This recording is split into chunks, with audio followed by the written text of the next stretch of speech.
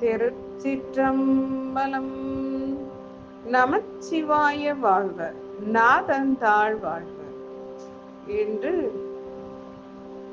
ஆருத்ரா தரிசனம்.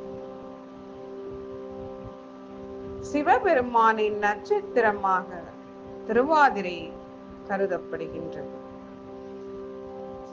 மார்கழி மாதத்தில் வரும் திருவாதிரை நட்சத்திரத்தன்று எம்பெருமான் ஆருத்ரா தரிசனத்தில் அருள் பாலிக்கின்றார்.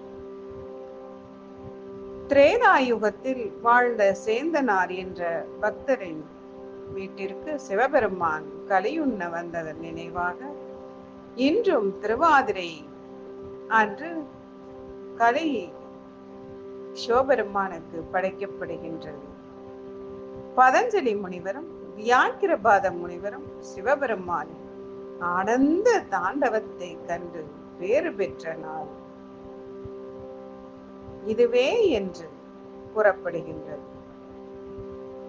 மேலும் பஞ்ச சபைகளான சிதம்பரம், மதுரை, திருவாலங்காடு, திருநெல்வேலி, குற்றாலம் ஆகிய 5 சபைகளில் சிவபெருமான் ஆனந்த தாண்டவம் ஆடியதாக கூறப்படுகின்றது. இந்த நாளில் ஆனந்த தாண்டவமாடி சிவபெருமான் திருவருள் வழங்கியதாக புராணங்களில் கூறப்படுகின்றது.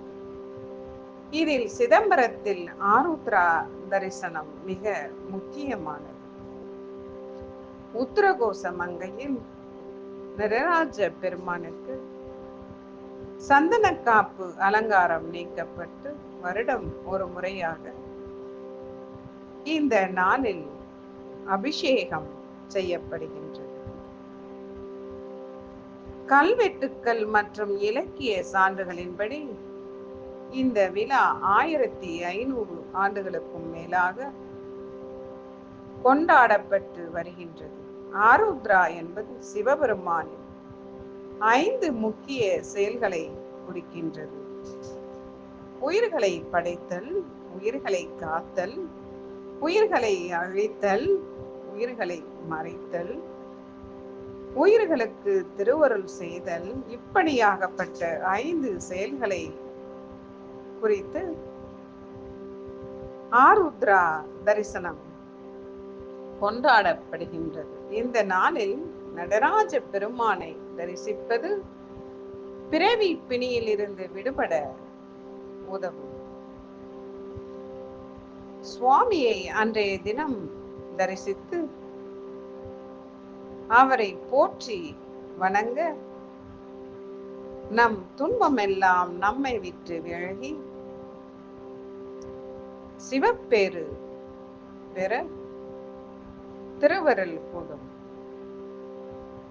ஆருத்ரா தரிசனத்தன்று மகா அபிஷேகத்திலும் எம்பெருமானின் அலங்காரத்திலும் பார்த்து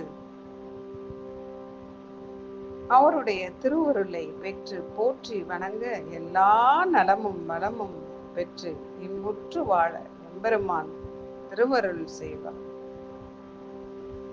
திருச்சிற்றம்பலம்.